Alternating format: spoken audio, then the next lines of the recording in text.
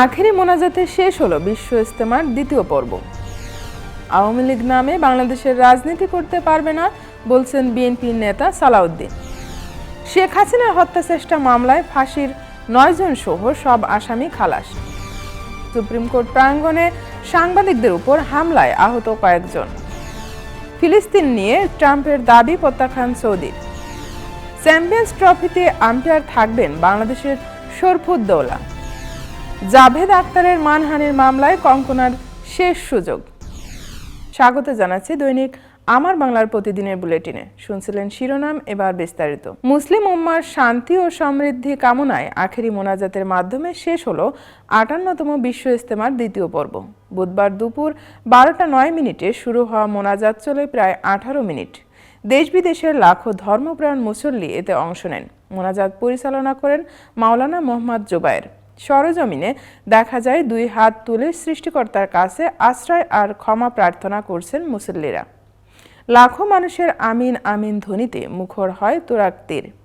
চোখের জলে মুসল্লিরা তাদের মনের সব আকুতি জানিয়েছেন স্রষ্টার কাছে। ইজতেমার এই আখেরি মোনাজাত শুরু হয় দুপুর 12টা 9 মিনিটে, চলে একটানা প্রায় 18 মিনিট। এবারে মোনাজাত পরিচালনা করেন কাকরাইল মসজিদের খতিব ও পেশ ইমাম মাওলানা মোহাম্মদ জুবায়ের। মোনাজাতের আগে ময়দান ছাড়িয়ে আশেপাশের সড়কগুলো কানায় কানায় পূর্ণ হয়ে যায়। বিশ্ব মানবতার কল্যাণ, শান্তি, মাগফিরাত কামনায় দোয়া করেন দূর দূরান্ত থেকে আসা সব বয়সী মুসল্লিরা।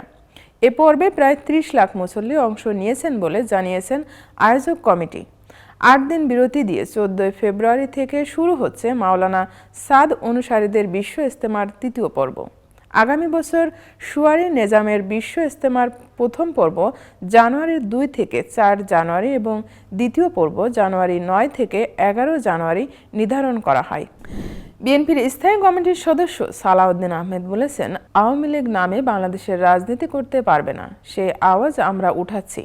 আমরা আওয়ামী লীগের এই গণহত্যা ও মানবতা বিরোধী অপরাধের জন্য রাজনৈতিক সংগঠন হিসেবে বিচার দাবি করছি।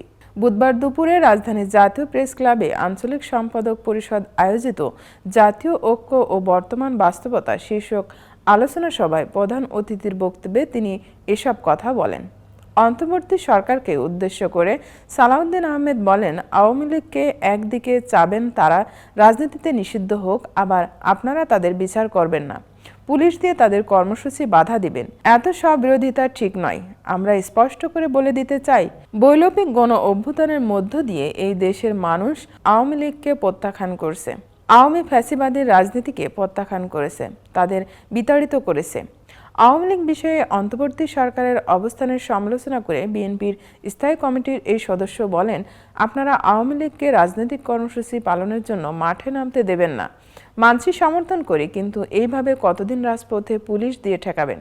আপনারা বলবেন নির্বাচনে আওয়ামী লীগকে চায় না, আওয়ামী লীগ রাজনীতি করতে পারবে না, কিন্তু কি পদক্ষেপ নিচ্ছেন? আইনি কোনো পদক্ষেপ কি এই সরকার নিচ্ছে? না।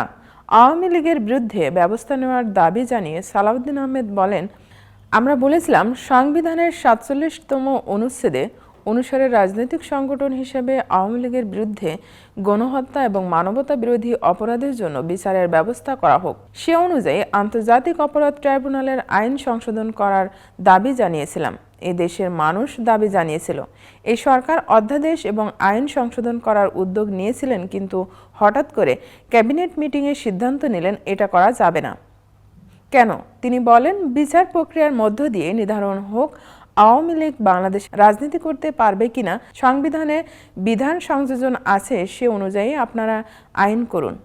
বিএনপির এই নেতা বলেন, কাউকে কাউকে বলতে শোনা যাচ্ছে আন্তর্জাতিক অপরাধ আদালতে যাদের বিচার হচ্ছে সেই বিচারে হয়তো অবজারভেশন আসবে আওয়ামী লীগের রাজনীতি বিষয়ে। সেটা অন্তত দুর্বল অবজারভেশন হবে। তখনও আপনাদেরকে প্রশাসনিক আদেশ দিতে হবে, আইন প্রণয়ন করতে হবে সেই অবজারভেশনের নিরীক্ষে। এখন যদি আপনারা সোচ্চার হন বিচারের জন্য, বাংলাদেশের মানুষ চায় বাংলাদেশের ফ্যাসিবাদী রাজনীতির একদম নির্মূল হয়ে যাক, সেই ব্যবস্থা আপনারা নিতে পারেন।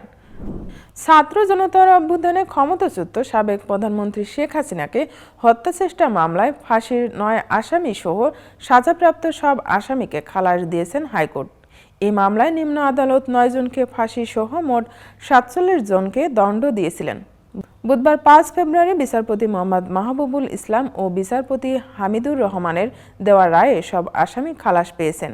আদালতে আসামিদের পক্ষে ছিলেন ব্যারিস্টার কায়সার কামাল, তাকে সহযোগিতা করেন অ্যাডভোকেট মাহবুবুর রহমান খান, অ্যাডভোকেট মাকসুদ উল্লাহ।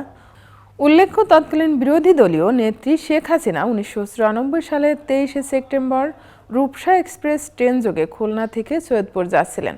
পথে সভা করার কথা থাকলেও বিএনপির নেতা জাকারিয়া পিন্টু সহ তার নেতৃত্বে মামলার অন্যান্য আসামিরা শেখ হাসিনাকে হত্যার উদ্দেশ্যে ঈশ্বরদী স্টেশন এলাকায় ট্রেনে গুলি ও বোমা বর্ষণ করেন বলে মামলায় অভিযোগ করা হয়। এ ঘটনায় ঈশ্বরদী জিআরপি থানার তৎকালীন ভারপ্রাপ্ত কর্মকর্তা নজরুল ইসলাম বাদী হয়ে ওই দিনেই একটি মামলা করেন। পরে মামলাটির তদন্ত শুরু করে সিআইডি। 1997 সালের 3 এপ্রিল 52 জনের বিরুদ্ধে আদালতে চার্জশিট দেওয়া হয়। এদের মধ্যে 5 জন মারা গেলে তাদের চার্জশিট থেকে অব্যাহতি দেওয়া হয়। 2019 সালে 3 জুলাই জাকারিয়া পিন্টু সহ 9 জনকে মৃত্যুদণ্ড দেন আদালত। সেই সঙ্গে 25 জনকে যাবজ্জীবন কারাদণ্ড এবং 13 জনকে 10 বছর মেয়াদে কারাদণ্ড ঘোষণা করা হয়। পরে মৃত্যুদণ্ডপ্রাপ্ত আসামিদের ডেথ রেফারেন্স হাইকোর্টে পাঠানো হয়।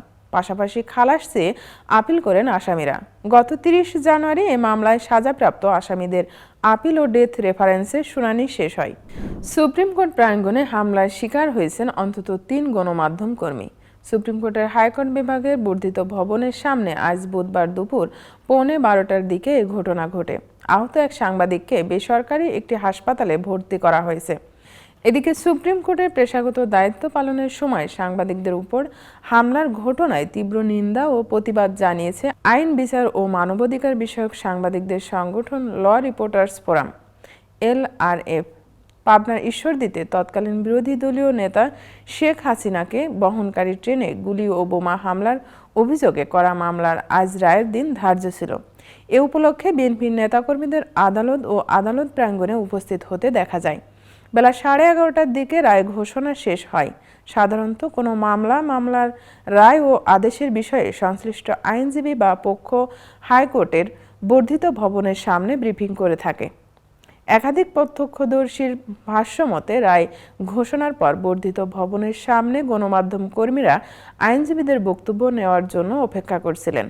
এ সময় বিএনপির চেয়ারপারসনের উপদেষ্টা হাবিবুর রহমান হাবিব সহ পাবনা জেলা বিএনপির নেতাকর্মীরা সেখানে উপস্থিত ছিলেন। প্রত্যক্ষদর্শীর ভাষ্য অনুযায়ী এক পর্যায়ে এক যুবক সাংবাদিকদের ঠেলে সেখানে রাখা ডায়াসের সামনে চলে আসেন। এ নিয়ে তর্ক হয়। সেখানে উপস্থিত পাবনা থেকে আসা বিএনপির নেতাকর্মীরা সাংবাদিকদের উপর চড়াও হন, গণমাধ্যম কর্মীদের উপর চড়াও হন। গণমাধ্যম কর্মীদের কিল, ঘুষি ও লাথি মারেন। এতে কয়েকজন সাংবাদিক আহত হন। এর মধ্যে সেখানে উপস্থিত হয়ে বিএনপির আইন সম্পাদক কায়সার কামাল ও বিএনপি চেয়ারপারসনের বিশেষ সহকারী শামসুর রহমান শিমুল বিশ্বাস পরিস্থিতি শান্ত করেন। পাশাপাশি কায়সার কামাল মারধরের শিকার জাবেদ আক্তারকে সুপ্রিম কোর্ট আইনজীবী সমিতির অ্যাম্বুলেন্সে কাকরাইলের ইসলামী ব্যাংক হাসপাতালে পাঠান। জাবেদ আক্তার বেসরকারি টিভি চ্যানেলে এটিএন নিউজের জ্যেষ্ঠ প্রতিবেদক ও ল রিপোর্টার্স ফোরামের প্রশিক্ষণ ও কল্যাণ সম্পাদক। ল রিপোর্টার্স ফোরাম এক বিবৃতিতে জানিয়েছে, জাবেদ আক্তারকে হাসপাতালে ভর্তি করা হয়েছে।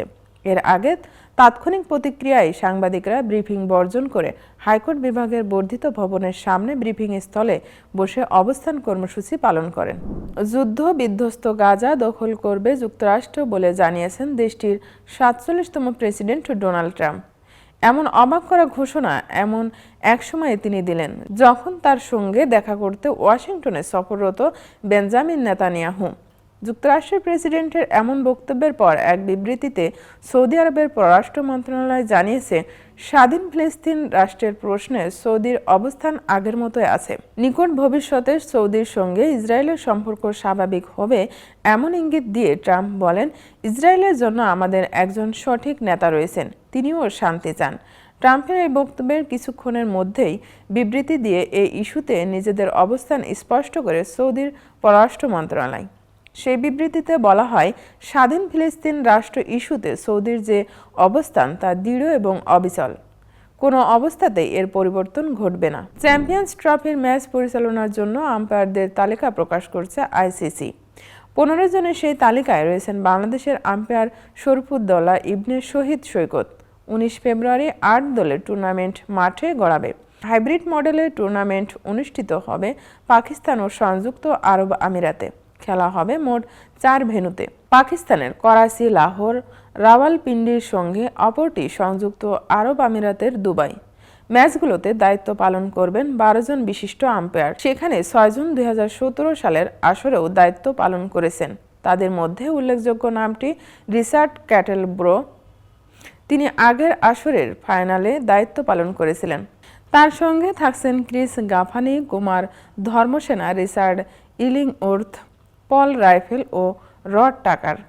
ক্যাটেলব্রো ও ইলিংওর্থ 2023 ওয়ানডে বিশ্বকাপে ফাইনালে আম্পায়ারের দায়িত্ব পালন করেছিলেন। বিতর্ক যেন তার নিত্যসঙ্গী। অভিনেত্রী পরিচয় পেরিয়ে এখন তিনি সাংসদ। জনপ্রতিনিধি হিসেবেও তার নানা মন্তব্য কেড়ে নিয়েছে সংবাদের শিরোনাম। বলা হচ্ছে বলিউডের কুইন খ্যাত কঙ্কনা রানাওয়াতের কথা। এবার তিনি বড়সড় আইনি প্যাচে পড়তে চলেছেন। ভারতের প্রখ্যাত গীতিকার জাভেদ আখতারের দায়ের করা মানহানির মামলায় দিনের পর দিন আদালতে হাজিরা দেননি কঙ্কনা। এবার তাকে শেষ সুযোগ দিল আদালত। এরপর উপস্থিত না হলে জামিন অযোগ্য ধারায় মামলা হবে। তাতে তার গ্রেপ্তারের সম্ভাবনাই বেশি, সাফ জানিয়ে দিয়েছেন মুম্বাই আদালত। কঙ্কনার বিরুদ্ধে জাভেদ আখতারের এই মামলা প্রায় 5 বছরের পুরানো, 2020 সালের।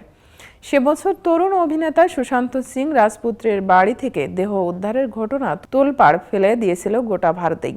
আত্মহত্যা না খুন, সেই মীমাংসা আজও হয়নি। সেই সময়ে এ নিয়ে সোশ্যাল মিডিয়ায় বিস্তর কাটাছেঁড়া হয়েছিল।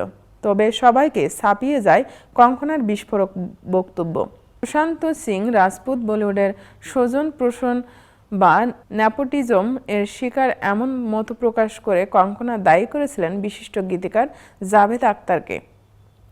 দোষারোপ করতে গিয়ে দুজনের গোপন এক সাক্ষাৎকারের কথা প্রকাশ্যে এনে যেসব মন্তব্য করেছিলেন কঙ্কনা, তাতে যথেষ্ট অসম্মানজনক বলে মনে হয়েছিল বর্ষিয়ান সুরকারের। তারপরেই তিনি মানহানির মামলা করেছিলেন। মুম্বাই আদালতে সেই মামলায় একে একে 40টি দিন মামলার শুনানিতে যাননি কঙ্কনা। মঙ্গলবারও 4 ফেব্রুয়ারি শুনানির দিন ছিল। তার আইনজীবী রিজওয়ানা সিদ্দিকী আদালতে জানান, সংসদীয় কাজে ব্যস্ত অভিনেত্রী, আদালতে হাজির হওয়া সম্ভব নয়। তা শুনে জাভেদ আখতারের আইনজীবী জয়কে ভরদ্বাজ পাল্টা আপিল করেন। আদালতে গুরুত্বপূর্ণ 40টি দিন নষ্ট করেছেন এই সংসদ অভিনেত্রী।